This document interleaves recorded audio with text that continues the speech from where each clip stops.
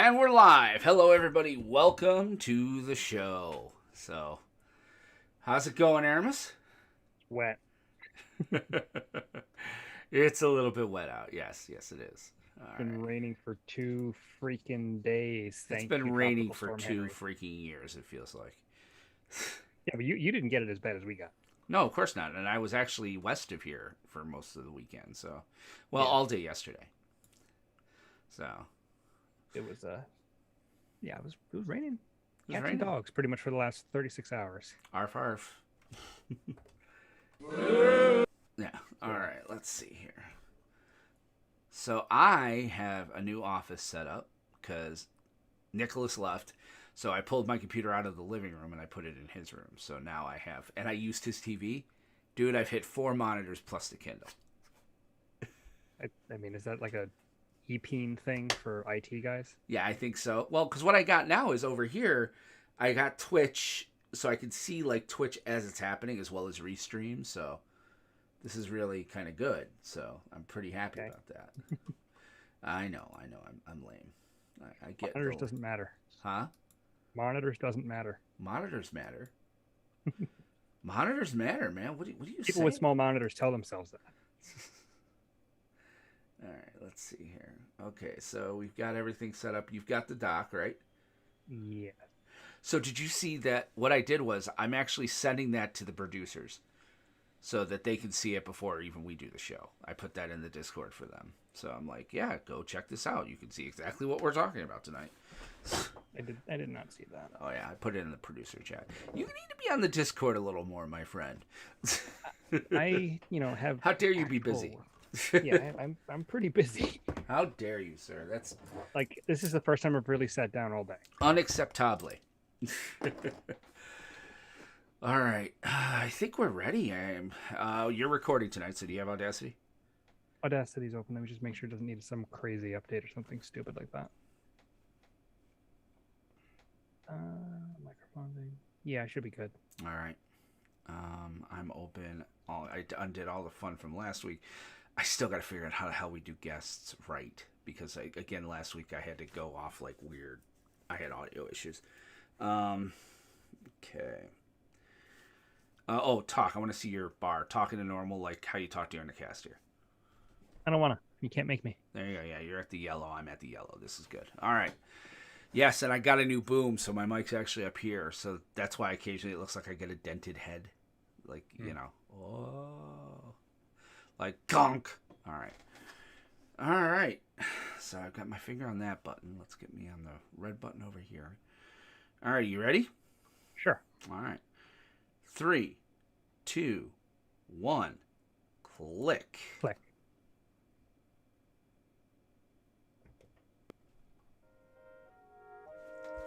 Greetings, salutations, and welcome to the PlanesTalkers podcast, the show by casuals for casuals. I'm your host, Will Benson, joined as always by my, hey, it's been raining cats and dogs, but I'm more of a parrot person, co-host Aramis Bros. Aramis, sir, how are you tonight? What are you talking about? Parrots suck. I don't know. I had to come up with an animal, and I didn't want to say ferrets because they're just long rats, but let's get into... Untap or keep and draw. All right, before we begin, we want to remind you that this episode and every episode of the PlanesTalkers podcast is sponsored by Kerwin's Game Store. Kerwin's Game Store is New York State's premier source for collectible card games, tabletop games, miniatures, comic books, retro video games, and toys. With their clean, open gaming areas available to everyone at no charge, Kerwin's is 100% the absolute best place to go in gaming. They have an awesome retail presence. Their store is filled with very knowledgeable people. They have locations in both Catskill, New York, and in Poughkeepsie, New York, at the second floor of the Poughkeepsie Galleria. And you can find them also, if you can't get to the store, go to KGS Online. That's Kite Go Samuel. Well, it actually stands for Kerwin's Game Store. Online.com. And don't forget, you get 5% off your online order when you use the promo code PlanesTalkers at checkout. And if you go there in person, make sure you mention us, guys. It's always good. We also want to take a second to recognize our rare level patrons: Steve, Spencer, Chiba Tank, Nurse Gamer VJ, Bell, Josh, Jonathan, George, David, Anthony, and Dragon D's Nuts. Ding. We also want to go ahead and shout out our mythic level patrons and thank you as well.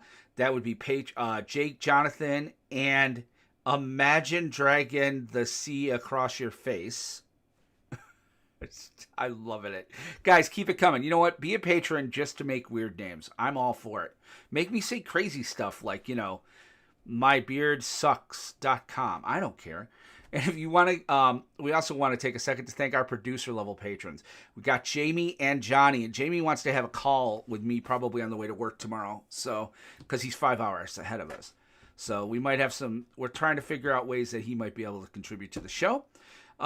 Guys, we just want to say these people help us out in so many ways. All the patrons get it. One of the major things they get is to play with us on our Wednesday Commander Craft. Now we're already filled up for the first game because Grunt won last week, so we get to play Niv tomorrow. And I think Nurse Gamer VJ is going to play with us. So that's game 1. Game 2, I do believe we're going to have Kyle, who's a new player. And either the winner of game 1 or we'll have him roll. Or if somebody else wants to come in, man, I'll kick them both out. I don't care. So, but, let you guys know that we've got that going for Wednesday's Commander Craft. Listen, if you want to get in on the Patreon action, just go to patreon.com/PlanesTalkers. And we want to remind you that Wednesday is our Commander Craft show. It's where we play listeners like you using webcams and 4-person Commander. So we're going to have a good time with that. I think I might try slivers one more time because I picked up a few new slivers. Like ones that make it hex-proof. You already have one that makes some shrouds, so... Yeah, there's Sliver Hive Lord, though. He's amazing. So... That's indestructible. Yeah, that's indestructible. I picked that up to you. So... Fun. We also want to take a second. It's nice to have this announcement back. We're proud to be the flagship podcast on the PlanesTalkers network or podcast. It's kind of like a mini network. We just have a sister show. Cantrip Cartel is our sister show. They've launched this week. You can find them on Anchor at anchor.fm/Cantrip Cartel. And you can download them through most podcatchers. However, I don't believe they're on Apple iTunes yet. They still have to get that figured out, but I do know they're on Spotify. So Cantrip Cartel, check him out. It's Jake and Matt. It's a really good show. I liked it this week. We talked to them, so really good stuff. And finally, we want to remind you guys about our survey. We really do want your opinions. We do read through them. We were going to talk a little bit about it tonight if we have time. Just go to survey.planestalkerspodcast.com. Leave us some comments about what's going on. We really want to know how we can improve the show. But before we get into any of that, we're still in Untap, and I'm going to untap my Unearthly triple dry hopped double IPA. So there you go. And Aramis, how the hell are you, my friend? Drinking water, because there's plenty of that going around these days. Oh, yeah, you got plenty of water. Hello, Mr. Cat.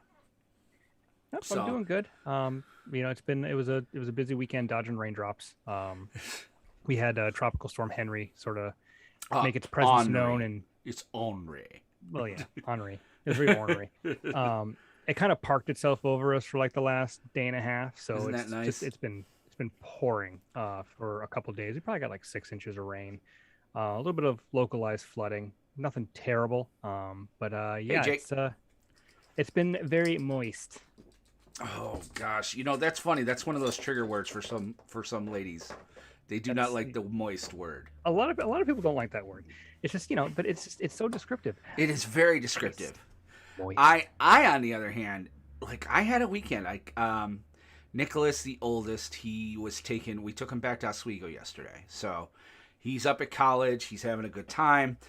We met his roommate, and I'm gonna tell you, I've never experienced this before, but it felt so much better to leave him with a roommate that like we could tell he's going to get along with. They have a bit in common. Plus the kid's a music major, so that means Wendy and I had a lot in common with him. We got to tell him like how the department was when we were there, and it was really we actually spent the whole day up there. We left here at like 6:30 yesterday and didn't get back till like 5 last night. But he's all settled in. He's doing really well. I'm going to have to take him back next Sunday because his dad's getting married this weekend. So they're going to get him. And I'm like, look, you're getting married. I'll take the boy back to college Sunday. So get to make another trip to Oswego, but that's never a bad thing. Otherwise, it's been pretty much just hanging out and, moving my office and, same as always. But Are you guys going to do game commentary tonight? Not tonight, Jake. We are going to put that together. We do have some videos, Aramis, so you and I will talk offline about trying to schedule. Maybe we'll try to do Friday night again or something. This cat really wants to come over here. Maybe we'll try to do a Friday night commentary because we have quite a few. In fact, I think we've got a lot of could play this match and then this match and see the winners play each other. So I'm going to start putting the videos together. I'm having people send me everything they got. We'll talk about the winner box in the second main, where I'll let you know where we're at. We're getting down to the wire on that, thank goodness. But let's go into upkeep and let's talk a little bit about what we're doing tonight. So tonight, it's a hodgepodge show. Listen, guys, tomorrow is the big reveal. Tomorrow is the start of spoiler season. It's the big, here's what's coming for the next year. I think the arena update happens tomorrow or Thursday. It starts tomorrow. Yeah. It's a big day tomorrow. So obviously, since we record on Mondays, our show is going to be about, whatever the hell we can come up with. So no, we're going to talk about State of Standard a little bit. There has been some changes. It is healthy though. I really felt like I wanted to talk about that. Rosewater last Monday, we didn't get a chance to talk about it with all the special guests and stuff we had going on. But Rosewater released a State of Design 2021. So he kind of talks about why he did things he did, which, good. Let's talk about that. And then we're going to go to main 2. We have a Commander Craft segment where, remember, we're doing Commander Craft when we're, pretty much out of topics. And we want to talk this week about staples you should have in every Commander deck. And kind of go through some of that stuff. Most of it probably relatively cheap, but things you really should look out for, especially if you're new. It's kind of like Magic 101, but in Commander. And then we might touch a little bit on the survey, and then give you guys some winner box updates and the arena information. So that's kind of our show. And let's get right down to it. And I'm going to pet my cat. Like I'm, Vito Corleone. It's like, oh, tell me why you came to my house on the day of my daughter's wedding. Okay. So, main 1. So, State of Standard. Standard, there has definitely been some movement. You were right. The code has kind of been figured out on Naya. Winota, again, is kind of fallen. He's tumbling. Yeah, not surprised there. Well, I think what happened is Mono Green, and Dimir Rogues just... but I've been having a bitch of a time with it this week. I kept getting... They're all second fiddle to Sultai Control. Oh, everything's second fiddle to Sultai Control. Sultai's taking up about 26% of the meta. Everything else is at 9, 6, 4. Everything's it's kind of funny. After the next 2, which is 2 and 3 at 9.6, which is Dimir Rogues and Sacrifice, it all goes to Mono Green mid-range at 6-7, then everything else at about 4.8%.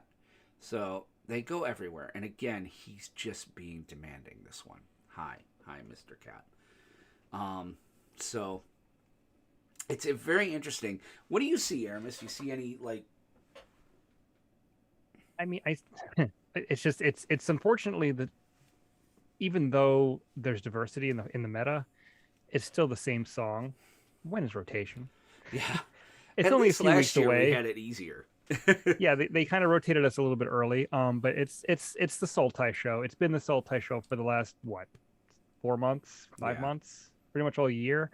And it's just other decks are moving around. I mean, Rogues are back. They never, they went away for a brief period, but they're back in action. Mono Red's climbing again. It's a lot of the same decks that have been around. Yeah.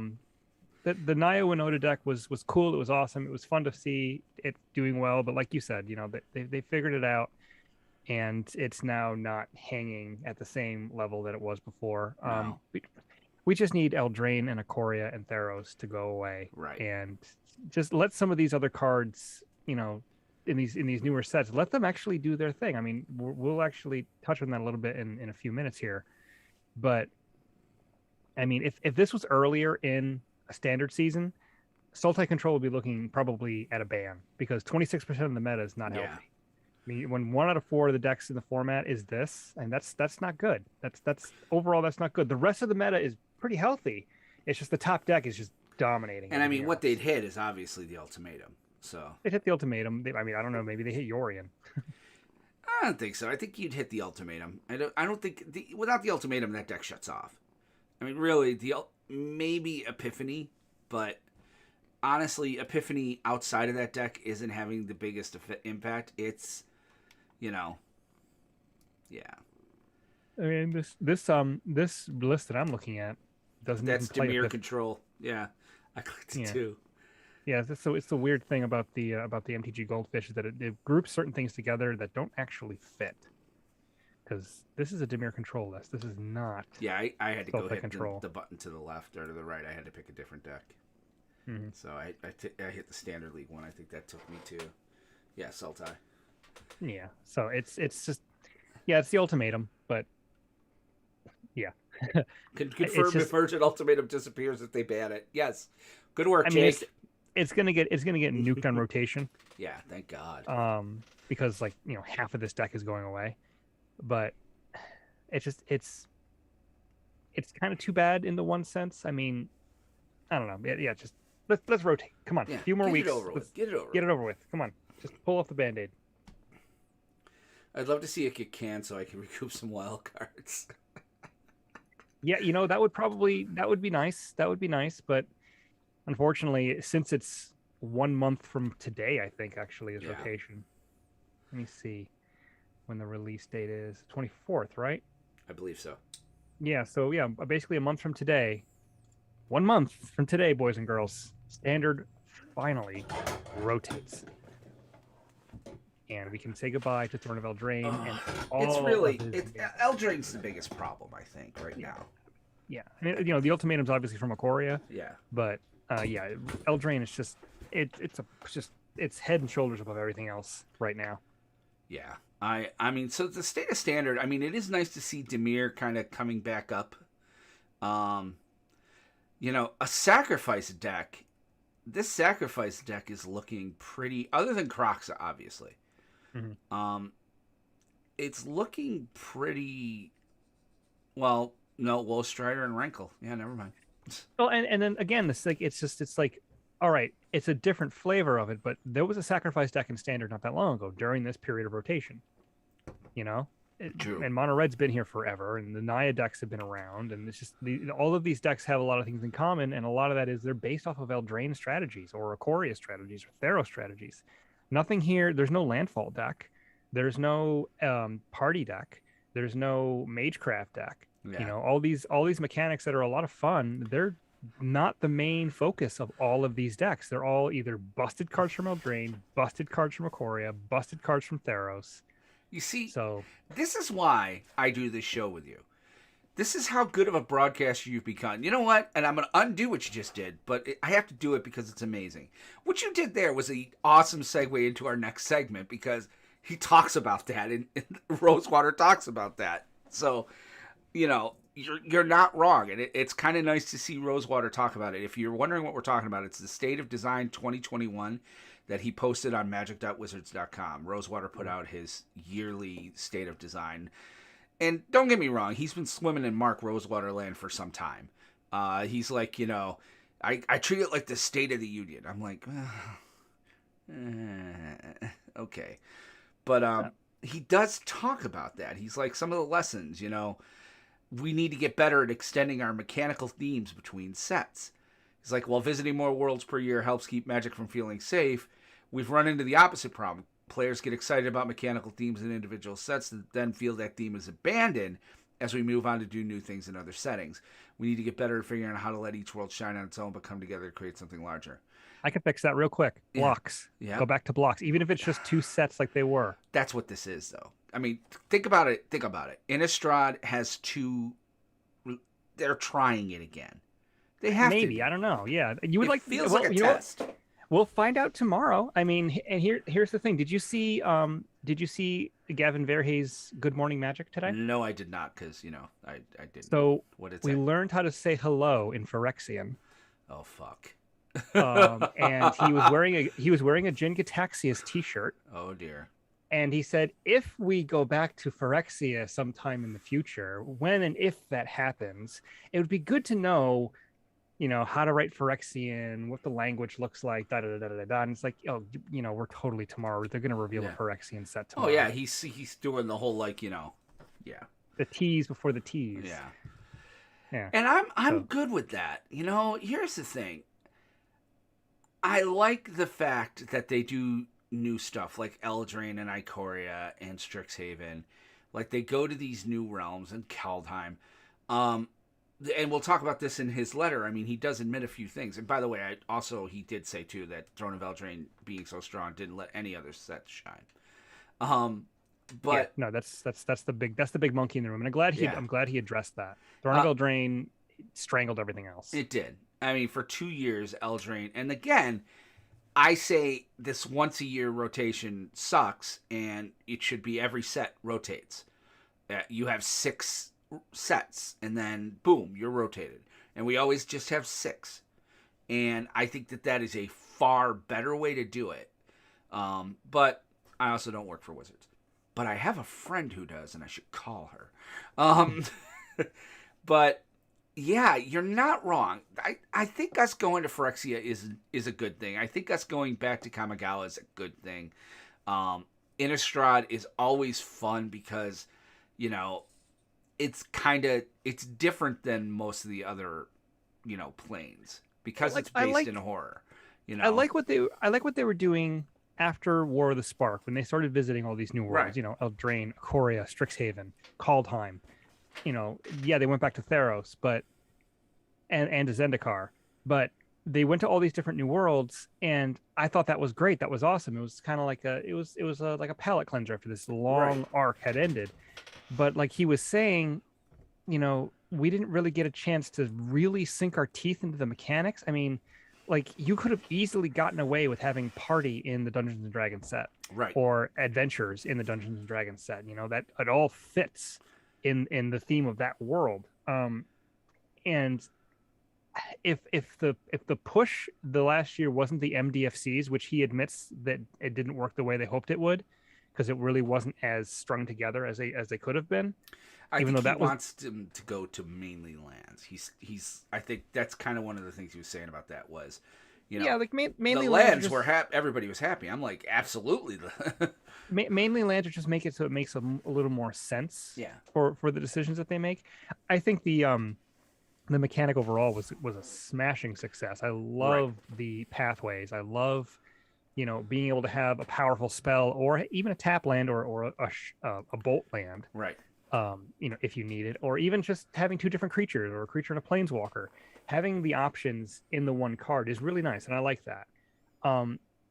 I feel like they do need to go back to a block setting. I do, or if they don't go back to blocks per se, they need to have the mechanics make an appearance in a standard where, okay, time it so that the mechanics that rotate at the same time, they show up in only those sets. So like Eldraine, Ikoria, Theros, and Core 21 are rotating. All 4 of those sets could have had Mutate. All 4 of those sets could have had Adventures. All 4 of those sets could have had Devotion. Things of that nature. And that way you get to really dive into the mechanic, get a lot of things for the mechanic, and then they all go away at once, so you don't have a random card that cares about that stuff in another set. Exactly. I would have liked to have seen. I think they did need to do that. Maybe not so much adventures. Like I think it should be. There needs to be a balance. I think that's what he's trying to say. In that, okay, if adventures had been there for the whole year. Well, part of the problem with adventures, I will say this. I was only using that as an example. Adventures are too powerful. Yeah, that's just the way that they did them. They were too good. So they obviously need to tweak that. They should bring that mechanic back. I do like the mechanic. It's just it's too strong. But there are other mechanics that were not as well received as some of the ones lately. Like Exert would be one. I mean, it was a great idea. The execution, I thought, of Exertion during Hours and Amonkhet was, but it's an example of what you're talking about. They're taking a mechanic through 2 sets. Well, I mean, look at Adamant. Yeah. Do you remember what that does? No idea. Spend 3, get to do something. Well, you have to spend a certain amount of mana of the one color, and it does the thing. Right. But nobody really cares about that. I mean, Escape, if it wasn't for the Titans of Uro and Croxa, would anybody have played any Escape cards? I don't really know of any. Yeah, everything was shattered by Eldraine. I mean, there's no way to. I mean, Landfall made a splash, but that was only because Omnath was ridiculous. Yeah. And then when Omnath went away, Landfall went away pretty much. There you go. It's been adventures. It's been adventures and companions. That's basically it. Yep. And I think that once Eldraine goes out, I'm very excited to see kind of what takes its place. Now, Mill's going to be a deck. Ugh. Mill's going to be a pain in the ass deck. It may go to number 1. Why did they do that? I know. I mean, even as somebody who plays blue, I don't like even when I play Mill myself, I don't feel good playing it. It's just, it feels like especially now since I've taken more of a casual turn, I don't care if you kill my stuff. I don't really even care as much if you counter it. But if I don't even get to try... Right. If I have to watch it all go into the graveyard, but you don't have a card that lets you shuffle your graveyard back into your library, like at least the last time they had any mill mechanics, there was that one card in War of the Spark that was like, it lets you amass, and it shuffled your library back into, like you needed it to kill the parishioners. That would let you shuffle your library back in your deck. Without a card like that, Mill is a pain in the ass. Hey, maybe they'll reprint the Eldrazi Titans. They shuffled if they went to your graveyard. No, we're not going back to Zendikar for a while. Yeah, and they're all dead. Well, and again, getting back to this article, he talks about that. He's like, okay, one of the lessons was this set didn't bring back the things they wanted brought back for Zendikar Rising, and he's talking about the Eldrazi. People miss the Eldrazi, and here's the thing: I understand why they weren't there. I mean, from a lore perspective, yeah, everything's gone. They're all dead. Emrakul, they don't know where she went because the people on Zendikar don't know that she went to Innistrad and caused some problems. You think we'll see? You think we'll see Emrakul? I don't think we'll see Emrakul in this set. I mean, she was in the moon. She put herself in there. Oh, I don't know. I don't think they will. Like, but here's the thing. Like with what they could have done with Zendikar Rising is they could have had a couple of the little random baby Eldrazi or just a couple other mentions of the Eldrazi. Right. The only card that was there was Forsaken Monument, and unless you knew that was Ulamog's silhouette in the art, you wouldn't have known that was a card that talked about the Eldrazi. Right. I mean, they could have just had the Eldrazi like little tokens that you create and be like, those are still running around because you created a billion of them. Yeah. There's a couple of them. But I think it's been confirmed no Eldrazi. We know, Jake. There would because the only Eldrazi that would be there would be Emrakul and the other bullshit that she causes. Right. But that basically got taken care of when Tamiyo and Nissa stuck her in the moon. Yes. But if only Crimson Dawn didn't deal with the moon. This is why I'm like, from a lore perspective, if they were going to bring Emrakul back, they could because we're dealing with the moon. I'm thinking that putting her in the moon had negative consequences because I think the whole thing of Midnight Hunt is that the nights are getting longer. Oh, so they'll have to free her? She won't be in this set. She'll be in Crimson Vow. They're gonna have to free her. The vampires are going to have to free her. It might be something completely different anyway. But because they're saying the nights are getting longer, the monsters are coming back. But not like Eldrazi monsters, the werewolves and stuff like that are coming back, and the humans are scared again. So there's this very big midsummer type thing going on. So a lot of hedonism and nihilism, end of the world type stuff. And it's a party. Then I know the Crimson Vow is about a wedding, and it looks like it's Sorin and Olivia getting married.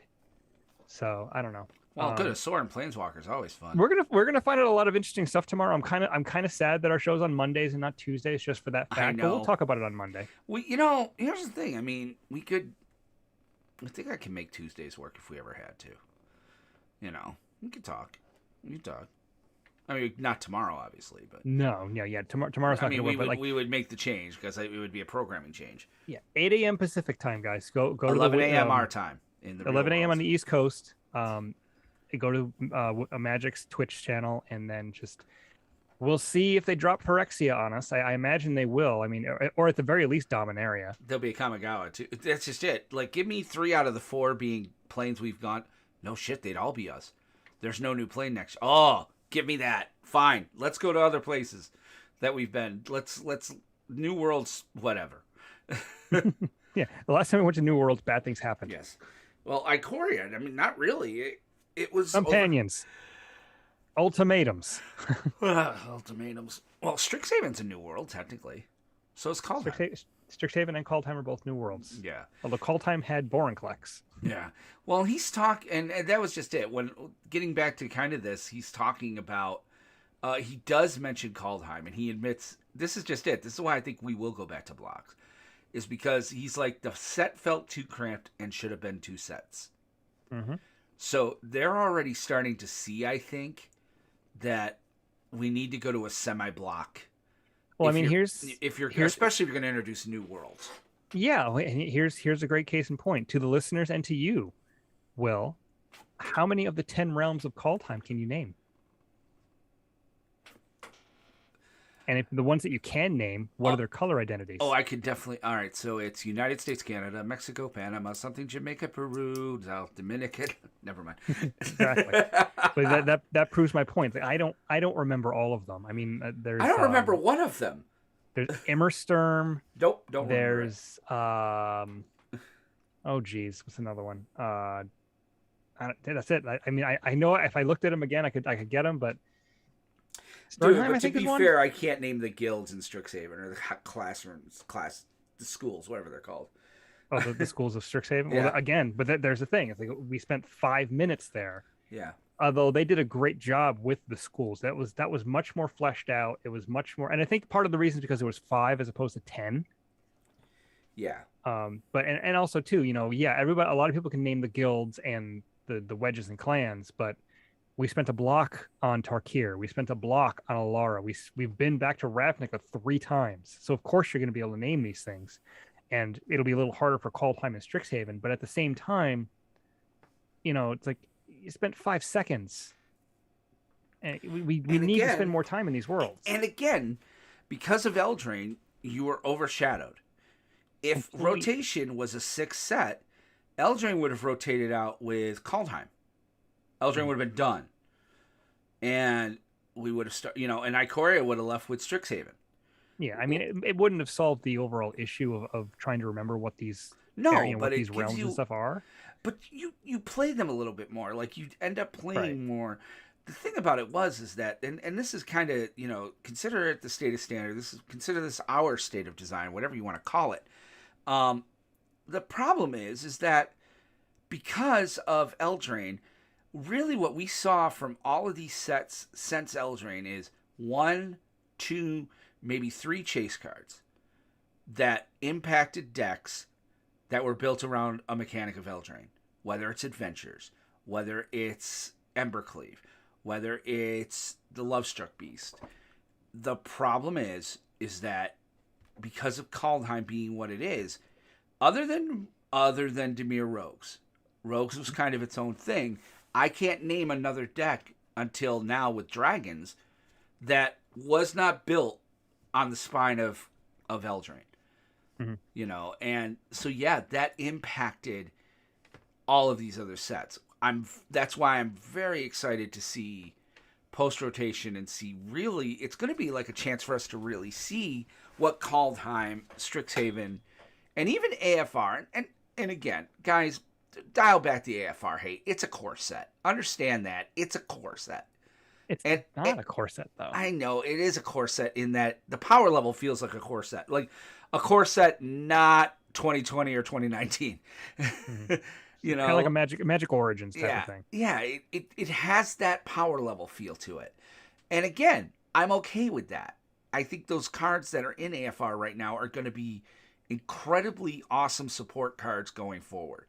Obviously, Innistrad's going to take us tribal. I mean, there's almost, if you look up, he also published an article with his original design intentions, his design notes for the original Innistrad. And in it, they talk about tribal. They talk about werewolves. They talk about zombies. They talk about vampire. Here's the thing. Innistrad, with these next two sets, I think you're going to see Tribal be, they're going to move towards that. It's almost an Ixalan level of Tribal. Probably, werewolves and zombies, especially in the first one. So yeah, werewolves and zombies and humans, I'm sure. yeah.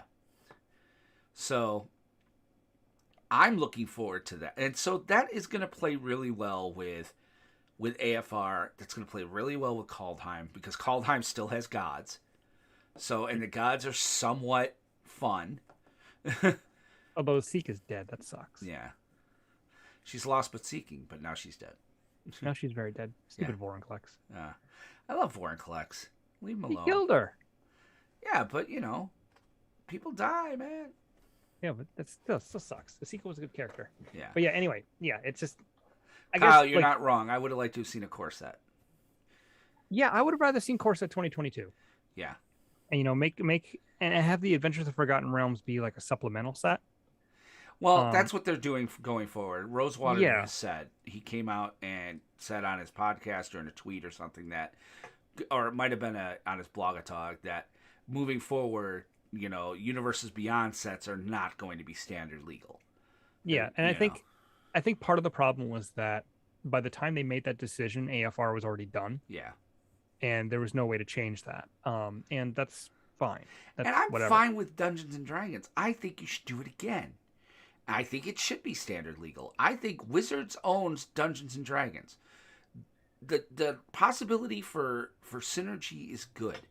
And in a world without Eldraine, I think we could have seen something amazing. But the problem, one of the problems they were talking about, and it's true, is that it's hard to handle Planeswalkers with Dungeons and Dragons because that follows a different set of rules, especially in the lore. It doesn't work the same way in the D&D worlds as it does in the Magic worlds. Right. It's easier to bounce between worlds in D&D than it is in Magic. You have Spelljammers and things like that. So I think this was a fun experiment. I think it was successful.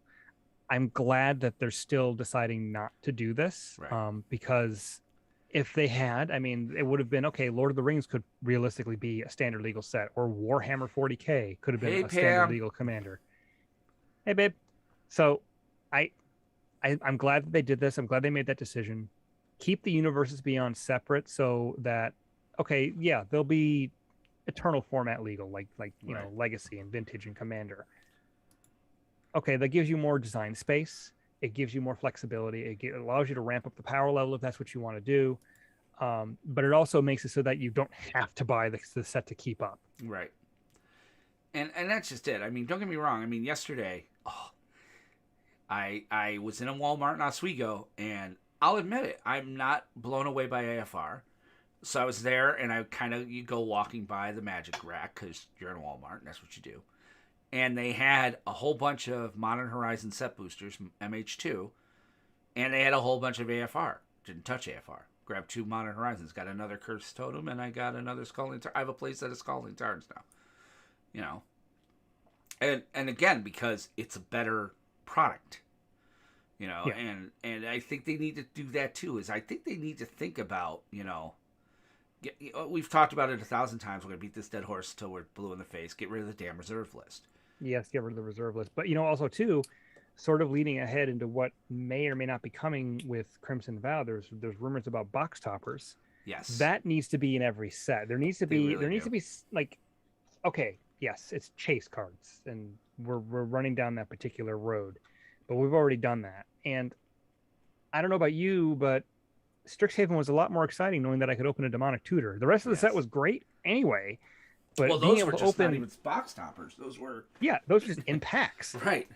And having the chance to open something ridiculous like that is great. It's a great doing something like the Mystical Archive, doing something like box toppers is a very good way to get around the reserve list without breaking the reserve list. So if there's a way, hell, they changed their own promise in the past because they used to print foil exclusive copies of certain cards that are on the reserve list, and they said, "Oh, okay, we won't even print them in foil." They changed their promise. Right. So they could change it again and say, "Okay, here's how it's going to work. These cards will be available as a box topper or as an expedition type of thing, where it's like there's a couple in a case. You might get one, like the old expeditions, right, or masterpieces." and just that would drive sales of the sets through. I mean, they're already higher than they've been. They're already seeing record sales. D&D sold very well, as polarizing as it was. It sold really well. But just think about that. You go, you're cracking open a pack of Innistrad Crimson Vow, and you open a Gaia's Cradle. Well, not even a Gaia's Cradle. You open, an alternate art foil Snapcaster Mage. Yeah. It's something from Innistrad. You open alt art Liliana the Veil, maybe in the old frame. Exactly. Something, because that would be cool because they've never done Planeswalkers in the old frame. How would that look? How would it work? So, there's all these different things, little treatments that they can do to get these cards in people's hands to where, okay, as a collector, they're still valuable, they're still expensive, but as someone who wants to play the game, they can spend $4, crack a pack. Holy crap! There's my chase card. I needed a Liliana the Veil for my deck. I don't have to spend $100 or whatever she's worth now to get one. I just got her. So obviously buy singles, but yeah, there's things they can do, and AFR didn't really have that unless you were really super into D&D, and I think that's part of the reason why I think even though it sold really well, I don't think it did as well as it could have, because there was nothing really there to draw you to say, you know what, let me just crack a few more packs. Yeah. This is just too much fun. Well, I mean, neither one of us bought a collector booster box. Nope. So, I mean, right there. But believe me, if there's box toppers, I might be buying a collector booster box of Innistrad. Midnight Hunt, I don't think Midnight Hunt doesn't have them. Crimson Vow might. That's what the rumor is. I thought I heard Midnight Hunt's going to have them. Midnight Hunt does not have, because they're available for pre-order now. Oh, okay. And there's no box topper. Crimson Vow, there was something up on the Wizards Amazon page that mentioned box toppers. I don't know if it's still up. Yeah. But if Midnight Hunt doesn't have box toppers, I'm hoping they have some other gimmick, some other chase card, like maybe they throw in original Innistrad cards in there. I'd be all over that. Right. Even maybe when they went back with when Emrakul was there. Right. You pull an Emrakul the Promised End. That would be pretty cool. Oh, I hope so. It's okay, Kyle. We're not, you're still building your collection, buddy. What you need to do is, honestly, you need to start looking at, like, getting a long box of, like, commons, uncommons, and some rares, and, just get crazy stuff. Because that's how I found Heuristic Study. All right, so, that's, so his article, like I said, it's on the Wizard site. He goes through a lot more as far as lessons for each set and stuff. And really, let's face it. I'm glad he does that. Yeah. Let's face it, okay? He's like, highlights. Well, you kind of peruse the highlights. You're like, yeah, we know the highlights, and this is going to be like, I like reading about the lessons because, he's like, some players wanted the schools to be more different than their guild equivalents inside Strixhaven. And, MDFCs had too much text. I love that. Mm-hmm. Amen. Like, Yeah. Like I like with the schools of Strixhaven, Lorehold was fantastic. Yeah. Lorehold was so good. I mean, it was so different than Boros. It was like, Boros was like attack smash, and Lorehold was like, hey, guess what? Graveyard recursion. What? That's red and white? Okay. So check that article out. It's definitely worthwhile. Let's go into combat. And then realize that it's a good time to hug, not fight. Let's go to main 2. Main phase. So in our second main here, we're going to talk a little bit about Commander Craft. We want to give you guys like a Magic 101 of Commander Craft, which, by the way, was talked about in the survey. Somebody brought that up. Like, we kind of put Magic 101 down. And I'm like, I'm not sure exactly where else we could have took that. I kind of want to, if you're listening to this and you did the survey and you sent that to us, feel free to hit us up on the Discord with, like, things you think we should talk about. Because one of the reasons we stopped was we sat around going, well, we covered mana, we covered construction, we covered limited. So, but we're going to talk a little bit today about Commander and Commander Craft. This is a Commander Craft segment, which, again, I still need to build a bumper for. And I kind of thought it would be kind of cool for us to talk about staples you should have. Because really there are certain cards that are in every Commander deck that you belong there. Now, whether you get these from a precon, which you can, some of this stuff is in precons. Like you'll always get a soul ring in a precon. You'll always get now the signet in a precon. Not always. Yeah, you're right. Actually, yeah, Not always. not the signet. The the one I'm talking about there, the one that does all The arcane signet? Yeah, arcane signet. That's not always there either. Oh, really? No, I mean they've started putting it in, but it's Yeah. not. The only one you're basically guaranteed to get is Soul Ring, Right. So, which is fine. yeah. So we're going to talk about mana rocks. We're going to talk a little bit about lands. I mean, obviously, and we're going to talk about it from a budgetary perspective. Obviously, if you have the means to get real original duels, you know, if you have probably aren't listening to us. $1,600 lying around per card, more power to you. But we're going to go at this from a different angle. Talk a little bit about the spells by color that are kind of, you know, almost an auto include. We'll try to keep it relatively. I don't think there'll be a card in this that's over 100. We're not going to talk about Mana Crypt or anything because you know you need Mana Crypt, but you also know it's $150. So I get it. But let's talk a little bit about like Mana Rock. So obviously Soul Ring, but what else would you say, Aramis? Well, the interesting thing about it is that it really depends on your deck. It Okay. depends on what it needs, how fast it is. I mean, there's some commander decks that run 12 mana rocks, and there's other commander decks that run 2 or maybe 3. It really depends on how you build it. The really beautiful thing I'll try talking again, about commander is that you really can customize it and it still works. Right. There's a couple of, hard and fasts. Yeah, you pretty much want to play Soul Ring. It still doesn't actually go into 100% of your decks, but it basically I don't should know. go in all your I don't decks. think I've ever played a commander deck that doesn't have it. There might be like one or two, a small fraction of the decks out there that don't really care about it. But it never really hurts to have it. So yeah, Soul Ring, the great thing about it is that it's been reprinted so many times that you can get one for like $3. Back in the day, it used to be like a $50, $60, $70 card. Yeah. But they've reprinted it into the ground, but it still holds value because everybody wants them for their commander decks. Right. So yeah, you definitely want Soul Rings. If you're playing multiple colors, if you're not in a monocolor, yeah, you're probably going to want the signets from Ravnica. Those are really cheap, a couple of bucks a piece. You may want the talisman cycle. Now, those one were, sec. The yeah. signets, guys, what they are is usually they're 2 colors based around the guilds where you pay one of any color mana, one colorless mana, to tap this rock for those 2 colors. Yeah. So that's how the mana fixing kind of works. It does kind of, speed you up a little bit and let you mana fix. Yeah, so the Azoria signet taps for white and blue if you pay Right. one. The Rakdos signet pays for red black. So it's a 2 mana rock that gives you +1 mana. It doesn't really it ramps you slightly, but it's more fixing than anything else. Right. Arcane signet, like Will was mentioning earlier, has become more common. They've reprinted it a couple times. Because of You Brawl. should probably They put it in Brawl. That was when Yeah. it came around. So when the Brawl decks first came out, that's when they introduced it, but it became a staple basically in Commander because it's a 2 mana rock that taps for 1 color of whatever's in your Commander's color identity. So if you're playing a 5-color Commander, it's a rock that taps for any color for 2 mana, which is great.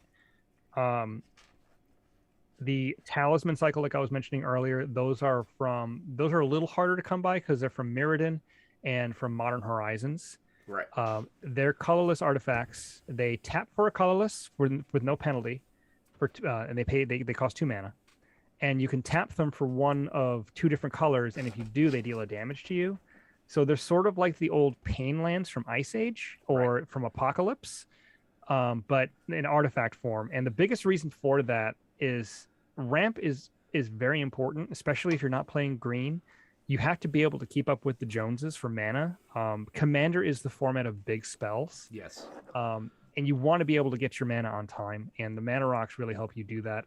If you want to go for big mana activations, you're looking at Thran Dynamo. Yep. It's 4 colorless mana to tap, and it's an artifact that taps for 3 colorless mana. You're looking maybe a Gilded Lotus, Chromatic Chromatic Orrery. Well, Chromatic Orrery is kind of expensive, but yeah.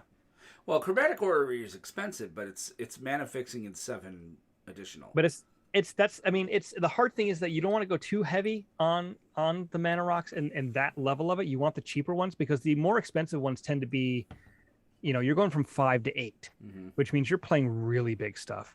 Most commander decks, I feel like, are fine with Soul Rings, Signets, maybe Arcane Signet, maybe a Worn Power Stone. You really don't want to go above 3 mana if you can avoid it, because then at that point, if you're spending that kind of mana in commander, you want to be casting something that's fairly impactful. And a lot of the times mana rocks at that point aren't doing it for you. Again, unless you're playing a deck that has just big, massive, expensive spells. Right. So, yeah, mana rocks, that's what they are. They're 9 times out of 10, when you hear the term mana rock, it's like an artifact, some other card that taps for mana. So, just so you guys know. But so it does die to things like, a board wipe. Undo Inversion is one of my personal faves. Like, it just, all the permanents are gone, including that. But let's kind of move from mana rocks then to lands. When playing Commander, lands are key. Obviously, the more colors you're playing, the more crazy you have to get.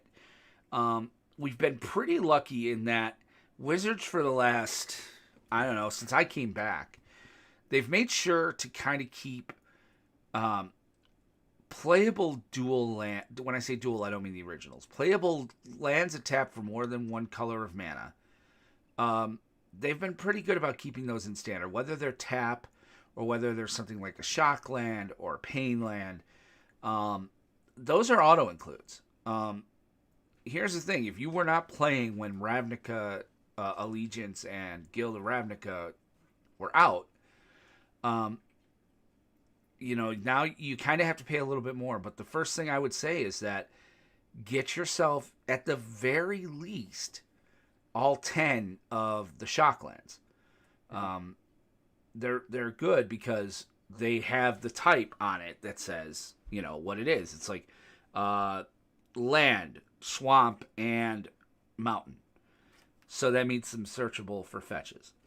That sort of thing. We'll talk about fetches in a minute. But Aramis, what else do you think? The Shocklands are, I would say, for most people, the most expensive lands you'll buy. Right. A lot of people are already priced out of fetch lands. The fetches are coming down, at least for the enemy colors. Enemy colored ones are coming down, but the allied colored ones are going way, way up. Polluted deltas are going crazy. They're almost as high as Scalding Tarns used to be. Jesus. So hopefully they get reprinted soon. But I'm going to exclude fetch lands from the conversation for now because those are generally towards the last cards you're going to buy for a deck. If you're looking for a budget, fetch lands really aren't it. Even now, still they're still $25-$30 a pop. That's a lot. The Shocklands are getting there too, but that's because again they rotated out of standard a little while ago. But they're still fairly easy to come by because they've been open in such quantities. So if you can get yourself some Shocklands, that's great. You might want to try the check lands from Ixalan and from Innistrad and Dominaria. And I think those are also lands in Amonkhet. No, those are something else. Oh, okay. Those are cycle lands. Yeah. So the check lands, basically, they're lands that come into play tapped unless you control another basic land type, a card of another relevant basic land type. So or two or fewer. They had count lands too, didn't they? But those are like Tangle lands. Okay. They have all sorts of different names, but these are the ones like the Drowned Catacombs. Came into play tapped unless you controlled a swamp or an island. So if you already have a swamp or island in play, they come into play untapped. They don't have basic land types, but they also don't have a penalty for tapping for the colored mana like some of them do. Right. Like the Shocklands, you have to pay 2 life to have them come in untapped. The Tangle lands like you're talking about, or maybe they're fast lands. I think they're called fast lands, because you want the fast lands are lands that if you have 2 or fewer other lands when you play them, they come into play untapped. Much like Lair of the Hydra right now. That's kind of a kind of sort of yeah. So it's there. A lot of these lands have little gimmicks if you want them untapped or if you want to tap them for colored mana. Obviously, like Benson said, if you have the riches and or spare children to sell, the original dual lands are the best of the best, and there's a reason that you haven't seen them. Part of it's the reserve list, but the other part is because they're just that good. Shocklands are your next best bet. If you happen to have fetches, that's the biggest reason to run the shock lands, is because you can fetch them. Otherwise, really, just you want to make sure that you have enough mix of lands that tap for the colors you need, so that you're never missing on a land drop. And come in untapped. That's the key. You do not want to be a turn behind. True. I mean, it's not the end of the world, but yeah, you want to prioritize ones that have some method of coming in untapped. So as good as the triomes are, if you're playing 3 or more colors, those are very good. They're also fetchable, but there's no way to get them untapped unless you have like an Amulet of Vigor or something crazy like that. But a good mana base is a start. They've gotten better with the precons, with their land bases. Yeah, they had like the semi fetches in this last set, didn't they? Yeah, they had like the slow fetches. Yeah, that's it. Where the lands came in tapped. You didn't have to pay life to get them, and then the fetches themselves came in tapped. So you had to wait like 2 turns to use them, but they're still fetches, sort of. Yeah. But yeah, there's budget options for a lot of that stuff. If you have the budget for fetches and shocks, go for it. Yeah. If you have, actually, I'm going to go a step further. If it's a choice between one of the cards we're going to talk about next or lands, a shock land, get the shock land. Like, you will never be unhappy with shock lands, because not only for Commander, but Modern and almost every other format other than Standard, those are played. You really, if you don't, and I used to say this to our students, so did you all the time, spend your money on shock lands. Just get the shocks. Get your mana base first. You can pick up the other cards later. You're always going to use the lands. Yeah, you can always find another spell that does something similar to what you're looking to do. So, but yeah, lands is kind of, it's really, that's Magic 101. But then moving on, let's go around the color wheel, because there are certain spells you should have for the. I mean, again, these are not auto includes automatically. Some of them certainly, if you can jam it in, then you're probably going to try. It's probably good to try. Like for white, the thing that stands up to me there is Smothering Tithe. That's $40. Yeah, it's a $40 card, but there's a reason it's a $40 card. Yeah, because they never reprinted it. Yeah, Smothering Tithe is an incredible card as far as value and getting you mana. Well, it's part of the problem is that it's white ramp, and there's not a ton of options out there. This is one of the better ones, because everybody in Commander is drawing a million cards, right? And there's typically 3 opponents, so if nobody pays, you're getting 3 extra mana a turn. It's really, really good. They've only ever printed it once. I think that's part of the reason why it's so high. It desperately needs a reprint. It'll get a reprint, though. It'll show up at a Commander set at some point, I think. I hope it does, because it really, there's no reason that card needs to be $30 or more. So it needs it. I mean, it's a staple, and pretty much if you're playing mostly white, you're going to have that in there. It should go into pretty much any deck that's playing white. Right, because it's a 1 white and 3 colorless. So yeah, and it ramps you. So why wouldn't you want ramp? Exactly. Other spells that, obviously wraths are whatever flavor you want to roll. I'm a big fan of Cleansing Nova because it can also hit enchantments and artifacts or creatures. It doesn't hit them all. But then there's also like the one and done removal. Swords to Plowshares. Swords to Plowshares. Path to Exile. Yeah. You want Generous Gift? Yes. The pinpoint removal is one of white's strengths, I guess. Yeah. It has the most efficient removal spells in the game. Yeah. You can't get better than 1 mana. I mean, even Pact of Slaughter, you have to pay for it the next turn. You have to pay 3. But 1 mana to exile a creature. Sure, they gain some life, or sure they get a land. But if it's a big enough problem, you'll happily pay that drawback just to get rid of the thing. Right. I mean, even if it's just to say, you know what, I'm just going to make you pay 2 more for your commander next turn. Right. And that's just it. So some of the white is removal. White is, and let's be honest, white is kind of, it hasn't gotten a lot of love in quite some time. Yeah, there have been a couple of good cards that have come out. Esper Sentinel is quickly becoming a staple in white decks because it's extra card draw. Right. So that's really good. If you're going to stretch your budget a little more and go for the more expensive stuff, you can get your hands on a land tax. That would be nice. Teferi's Protection's always good. Teferi's Protection is always really good. And you can get that cheap because it was in Strixhaven. So, Yeah, but it's Mystical still Archive. even then it's still like $20. Is it really? Okay. Yeah. So yeah, it's like spot removal, wipes, and like I said, Smothering Tithe. In blue gets a little interesting. Blue is insane. Yeah, because obviously the first thing I'm going to think of is Rhystic Study. Almost every blue, if you're playing blue, almost everyone plays it because, again, it's not so much ramp now; it's card draw. Yeah, but that's also another very expensive card. Yeah, an expensive uncommon. Common. Damn.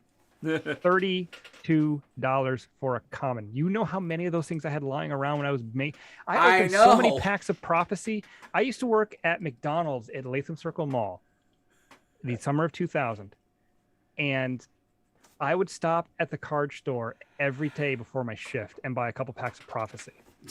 I had probably 25 or 30 Rhystic Studies. It's still a great story how I got that.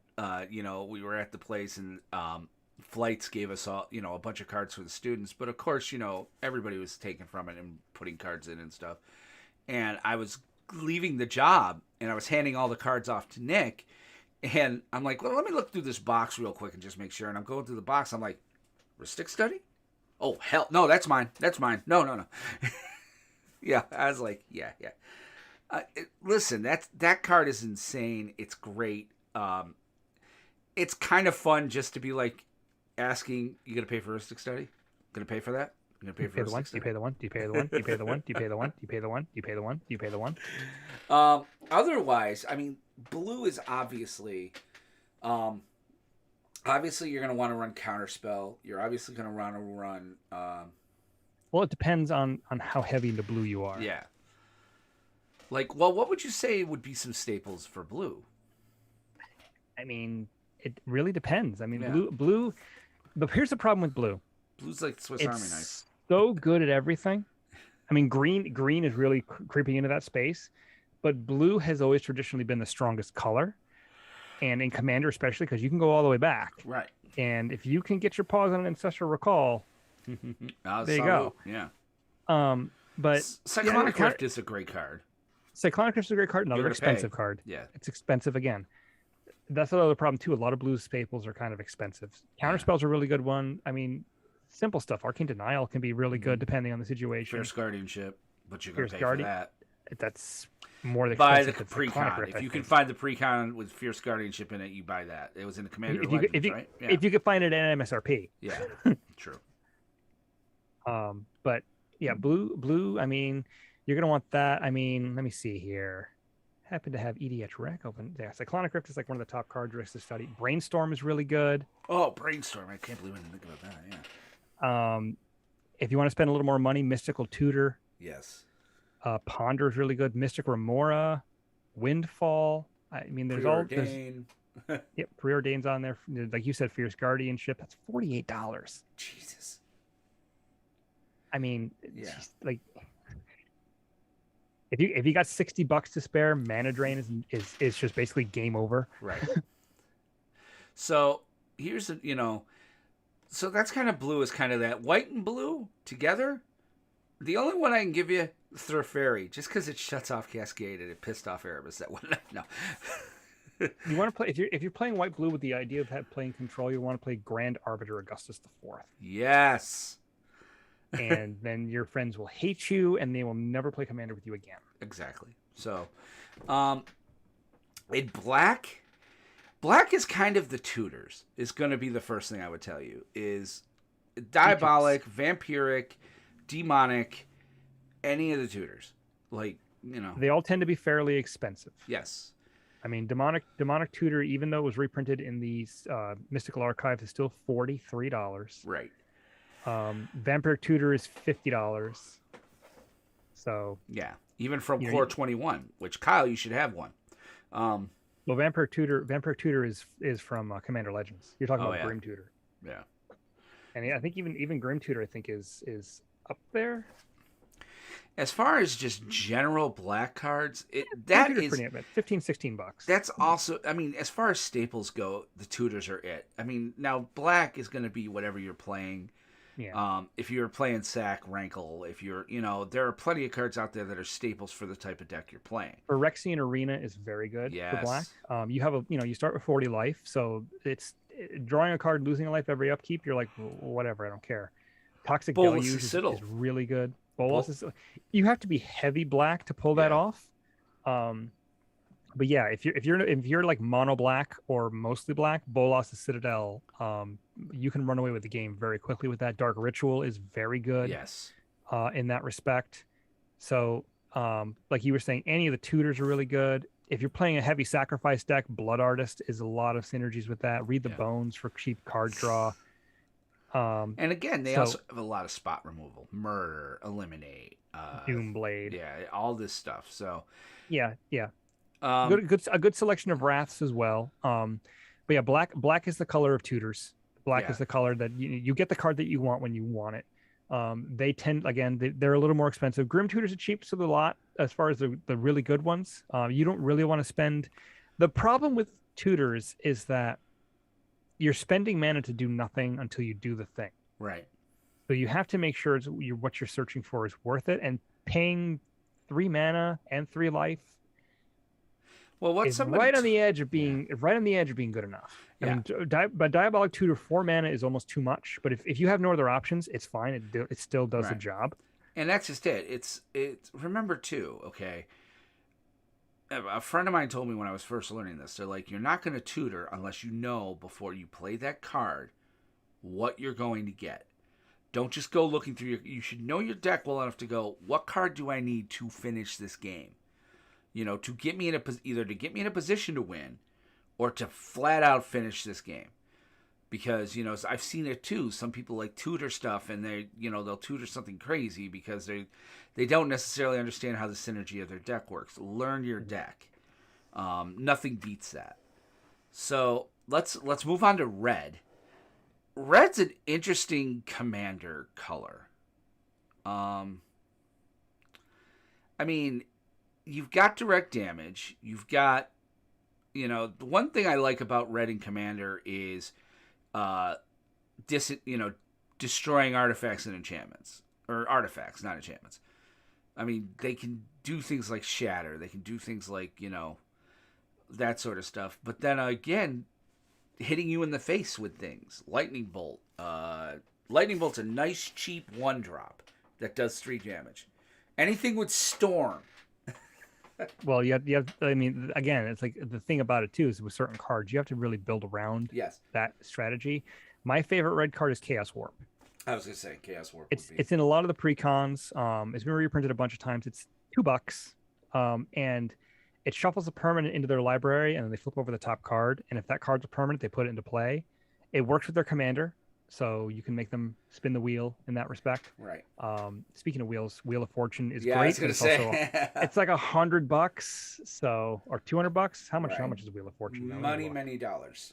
Many dollars. I mean, well, then there's other Wheels of Misfortune and Wheel of this. There are different types of wheels. So, cheapest Wheel of Fortune is from Revised, and it's $400. Yeah.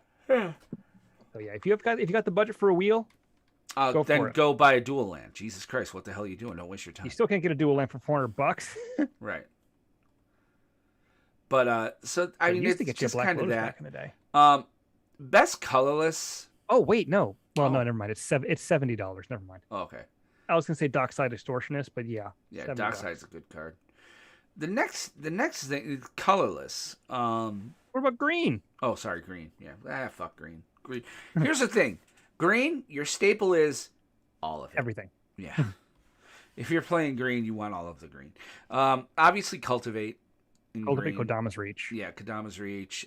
Anything those should that's going be to ramp you. And yeah, it's auto-include. Cultivate, Kodama's Reach, Rampant Growth, Beast Within. Those 4 cards should always be in your deck. Yes. I mean, maybe Farseek, depending on what other colors you're playing. If you're only playing mono green, you don't care. Sakura Tribe Elder, yes. Eternal Witness, yes. Llanowar Elves, probably. Yes. Birds of Paradise, probably.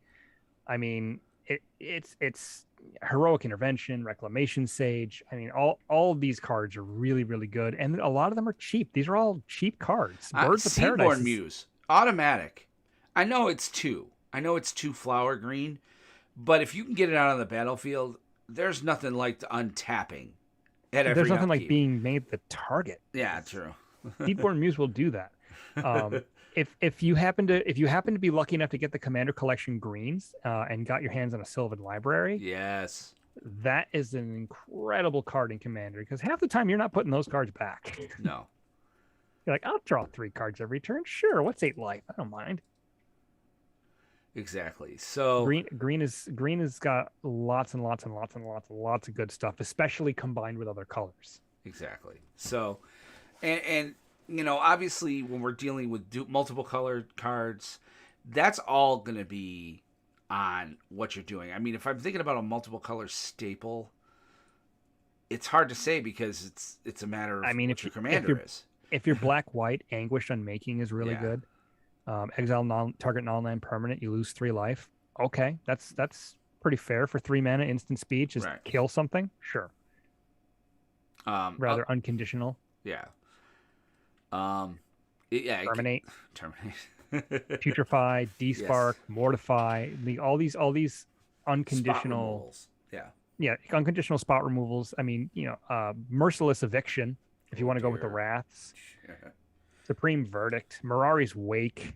Although that's not. I think Mirari's Wake is an auto. Yeah, everybody likes that. Yeah, I mean, green and white. You probably going to want to include it. Yeah. But yeah, it's just Abrupt Decay.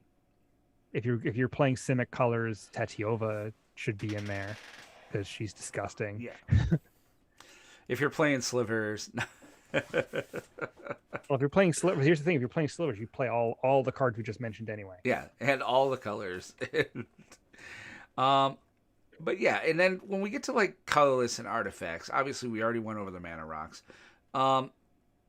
It depends on what your deck wants to do. Like, I wouldn't necessarily jam Ugin into every deck, because sometimes it's just not. I mean, it's a great card, but You might want Lightning Greaves and Swiftfoot Boots. Lightning Greaves, Swiftfoot Boots. Yeah, equipment is. Maybe depending on how many creatures you're running, maybe some of the swords, like Feast and Famine. Feast or Famine is usually the one that people play. Body and Mind. Fire and Ice. I mean, it doesn't see as much play as others. I mean, they all have decent effects. Sword of Hearth and Home is really good. Yeah, I'm picking that up tomorrow. But it all depends. Like, because there are some commander decks out there that don't play a ton of creatures, and yes, you only need 1 creature to be able to equip it. But just it's a little harder once you get into the artifacts, like which ones you want to play. Like if you're playing stacks, maybe you're playing Winter Orb. Right. Maybe you're playing Smokestack. Although that's pretty expensive. I think that's reserve list.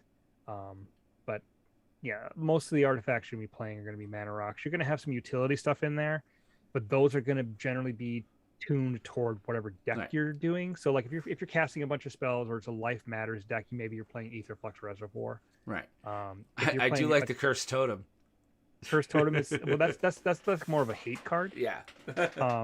If you're playing tribal, you might want to be playing like Vanquisher's Banner. Maybe Vanquisher's Banner, Coat of Arms. Yeah. There's the one from the core set, Ancestry, something of Ancestry, Icon of Ancestry. Yeah, Icon of Ancestry. That gives you guys +1/+1, and you can sort of dig through your deck a little bit. So yeah, it depends on what you're doing, but I mean those are kind of. And when it comes to a commander, here's the thing, guys: you play what you want. I'm not going to give you a staple of that. I mean, there are a few out there. A beginner commander, I would stick with a single color if you can, maybe 2. I wouldn't go above that.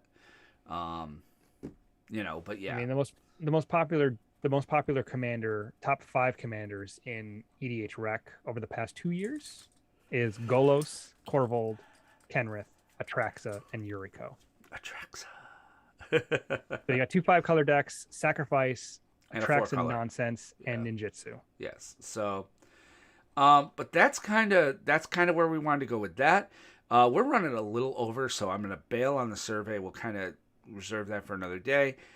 Let's talk about the Winnabox real quick. We are almost down to it.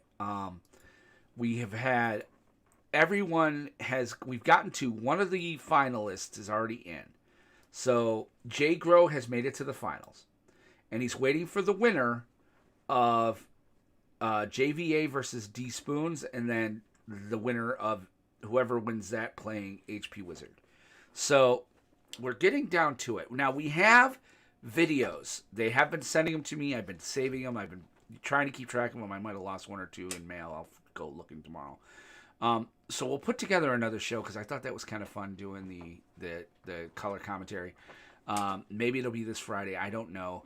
But, you know, if you're still in JVA, D Spoons, HP Wizard, J Grow, guys, send us your videos when you play. Believe it or not, it is kind of cool. So best of luck. And when we're done with that, Aramis and I were kind of talking offline. The thinking is we're going to try to roll right into Crimson Dawn.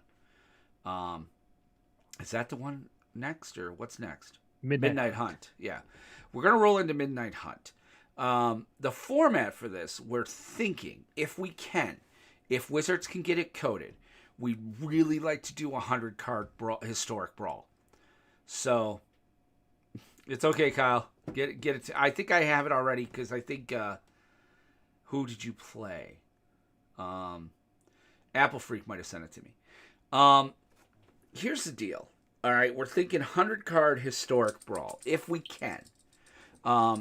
You know, pretty much wide open. Jumpstart Historic is going to be released by then. So the hope is that there'll be enough historic cards to make it interesting. If they can't make it so we can challenge in a 100-card historic brawl, we're not going to do 60. Because, I don't know, it just feels kind of stupid. We'll probably do a historic best of 3 traditional or something. So, you know, I don't know that we've ever done historic regular. I think we've always done historic artisan. So this could be interesting. But that's kind of the thinking on that. The Winner Box is going forward. So be ready. Don't leave our Discord, because obviously we use that. But other than that, and then the other big news that we wanted to talk about is, Arena's got a big update this week. So Jumpstart Horizons is going to launch, I think, this week. As well as a whole bunch of other stuff. So be watching Arena. But is there anything else you could think of, Aramis? No, that pretty much is everything. Yeah, so let's get into it then. End step. All right, so we have a Twitch channel. We want to remind you, first of all, as we're rolling up our playmats, putting our cards in the boxes, and taking our pizza boxes over the trash, because darn it, your mother still does not work at this Virgin Mobile store, that we have a Twitch channel where we stream all sorts of content. Look up the PlanesTalkers podcast on Twitch. There you'll see all the shows we do on both Magic as well as other geeky games. Both of our weekly streams are there. So, and also feel free to follow me on Twitch. I'm at Mindcrime73. And I try to stream there pretty regularly if I can. If you'd rather interact with us in a more real-time fashion, you can hop on our Discord. It's been very active, especially during the Winner Box tournaments. Like Will said, we're hoping to get the next one started off pretty soon, because this set's going to be on us before we know it. So if you want to join our Discord, it's discord.planestalkerspodcast.com. Again, very active community. Lots of folks there, very friendly. They love to chat it up. If Twitter is more your speed, you can find our show at PlanesTalkerPod on Twitter. And I have a personal Twitter. It's at WR Benson. I don't tweet there very much. I just tend to follow weird and crazy stuff. But of course, you can always follow us on Facebook as well. Just go to facebook.com/PlanesTalker. There's no S at the end, mainly because some airplane enthusiasts thought that people would want to hang out with him. So like and follow our page there. Don't forget as well, we do have our Commander Craft Playcast this Wednesday. We're playing Paper Commander Live. I am probably going to either play my Sir Gwyn deck, or I may play my updated Slivers.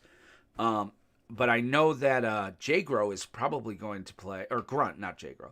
Grunt probably is playing his Niv Mizzet. So Apollo's going to be joining us, and Aramis is going to be playing. Do you know what you're playing yet? I don't know what I'm playing yet. No. Okay. So definitely tune in on that. It's around 7 p.m. Eastern time on Wednesdays. It's on all of our channels, and we'd love to have you there. And finally, if you want to send the show an email, there's 3 places you can send the email to. You can send us an email, a question about the show, a suggestion for a topic, maybe a cool story you want to share with the show, because we'll read it on air. We read everything on air. Even the bad ones. Yes, Even especially really, the really bad ones. I love reading the bad ones. But anyway, the main email address for the podcast is podcast@planestalkerspodcast.com.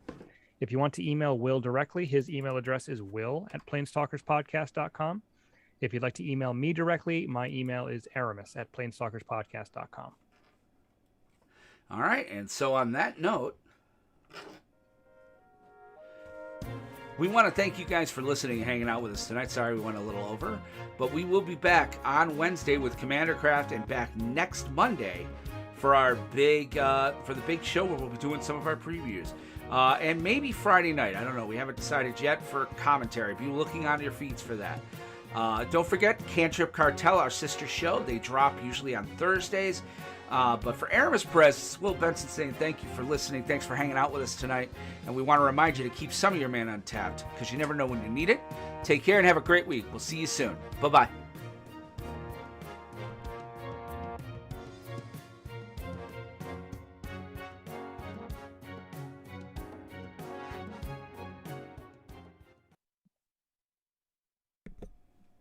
And we're out. Well, not out. I think it's 111.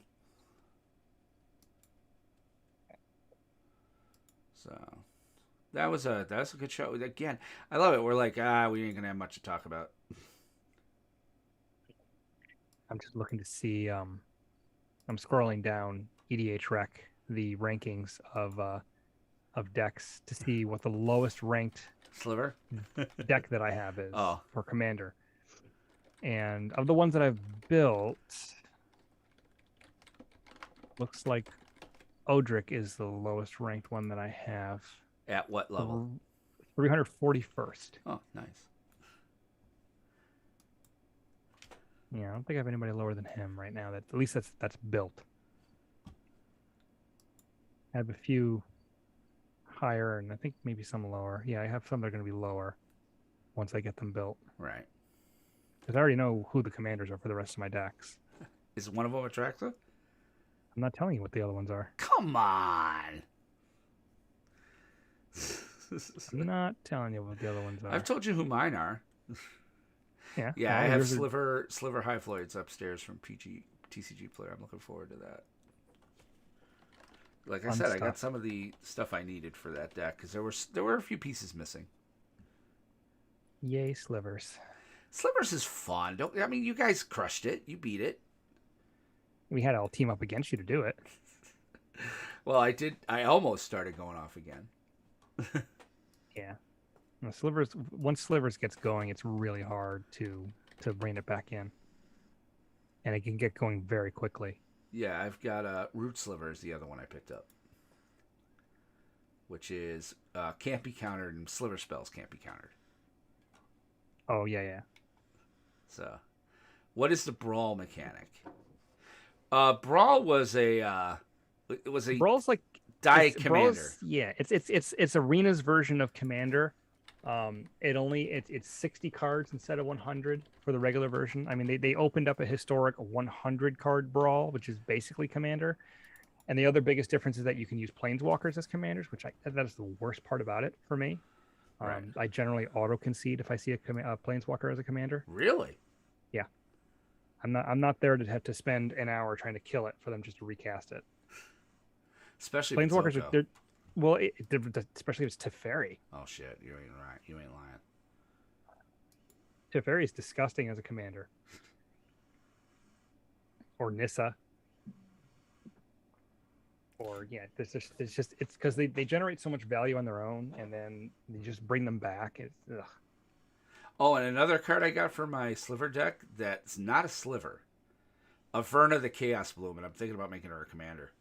As you cascade, you may put a land card for. I know she's in my Yidris deck. Oh, is she really? Remember you kept trying to kill her. Oh, that's right. So yeah, I'm looking at that. But yeah, maybe I'll play Yidris. Huh? Maybe I'll play Yidris. We'll have two cascading decks. Yeah, at least you know that Teferi's not going to be in my deck. Maybe it's 5 colors. That's true, but I wouldn't put it in there. I don't have room for I don't think I have any Planeswalkers. I actually think I'm running Immortal Sun. So, which doesn't shut off the fucking, static ability, but No. you're like, I'm running Teferi, fuck off. No, I don't have Teferi in any of my decks. At least not right now. I don't know. I think there's one of the decks I'm building has Teferi in it. I mean, I'm not. I'd have to look. Oh, this is a feel bad. Some guy in the Commander community got a sweet upgrade for my Brea deck today. Can't wait to play it at my LGS. Tolarian Academy. I'm like, ow. Oh, Tolarian Academy's banned? Yeah. Like, I saw somebody was talking about how they were playing a Braids deck. I'm like, Braids is also banned. Yeah. Well, I mean, kitchen table, there's no ban Yeah, list. right. Well, I think they should unban Braids now. I think you could definitely, There's so much crazy stuff out there. Can you mention Braids and Turgid? Oh, Jesus. Yeah, Turgid's ridiculous. Turgid's going to be my next commander I build, probably. Because I don't have any single color commanders, I don't think. Just be glad that Upheaval is banned. Yeah, right. No shit. All right. Episode 111's up there. And let's see here. I still haven't found one of the decks that I'm building. I'm scrolling down. I'm in the mid 500s. I haven't seen it yet. Where'd you see that on EDH Rec? Is it like decks? If you go to EDH Rec and click the commanders drop down, Yeah. and then there's one that says top commanders, you can keep scrolling down. Oh, wow. And like Atagatog is the 591st most popular commander. Holy shit. I have the top 4. Yeah, Atraxa. Atraxa, Golos, Corfold, and Kenrith. And you say my decks are degenerate. Zakama's like way down there. Yeah. Zakama's like 79. You built Zakama differently than most people do, though.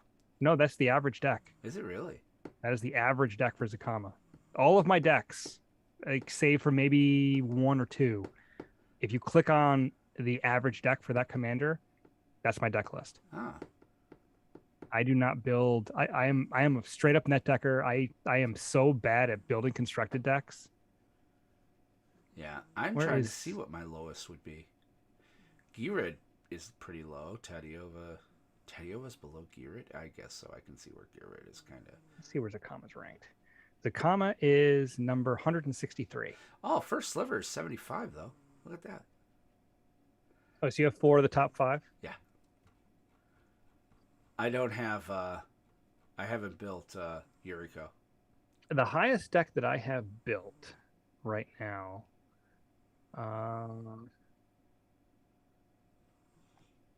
Well, because really, Golos is my Omnath deck where I just put black in. Arcade set. The Strategist is the highest ranked deck that I have. And that's number 30. Yeah, I definitely am running, Corvold. I'll have decks in the top 20. I'll have other decks in the top 30 when I'm done. Right. Well, I think too. Don't forget. I mean, look at these top 3. The top 3: Eldraine, and M20. I mean, I think there's a reason those are top 3. Is like you also can get them pretty relatively cheaply. They're also five color good stuff. Yeah. Well, Corvold's 3, but yeah, Atraxa is the, that's my Huckleberry. You're so good. It's the outlier. You haven't played Yarok in a while. I don't have a Yarok. I thought you had a Yarok. Oh no, we played it on Arena. That was the when we did Commander Artisan. Yeah. That was when I had Yarok. Oh. You don't have a Yarok or you tore it apart. I was gonna say you had it. No, that was for Artisan. Yeah, I tore that apart. My Sultai deck is Kadena. Yeah. So yeah, so Arcades looks like my highest at 30. Calamax is sitting at 27. So I love Calamax because that's just fucking annoying. Kadena's 49. Yeah. Wow. Yes, edhrec.com, guys.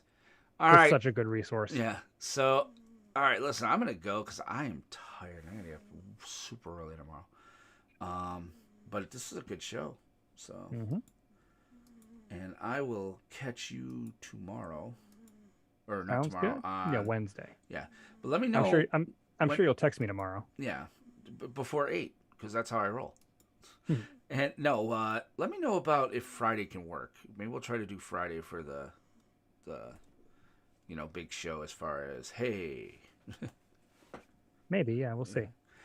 All right. So we will see you guys later. Stop the stream now. Don't forget, Wednesday night, man, come hang out for Commander Craft. We'll see you guys then. Bye-bye. You can say goodbye, Sorry, I'm scrolling. You still didn't say goodbye. Look, I think our viewers deserve a goodbye, Aramis. Nah, they don't. All right, then, on that note. I'm not going to say goodbye either. On that note.